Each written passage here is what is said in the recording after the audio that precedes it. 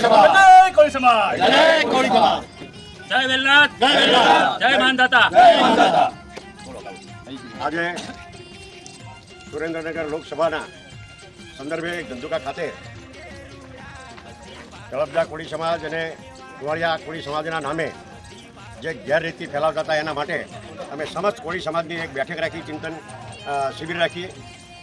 આખી જ વિધાનસભાના સૌ આગેવાનો, સુરેન્દ્રનગરથી અમારા સૌ આગેવાનો સાથે બેસી અમે સૌએ નિર્ણય લીધો છે કે તળપદા અલગ નથી, ઠાકોર અલગ નથી કે ચુવાડિયા અલગ નથી.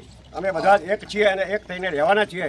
અને અમારા ઉમેદવાર ભાઈ ચંદુભાઈ સિહોરાને જંગી બહુમતીથી જીતાડવાના છે. અમે એક સાથે બધાએ પ્રણ લીધો કે ભારત માતા કી જય.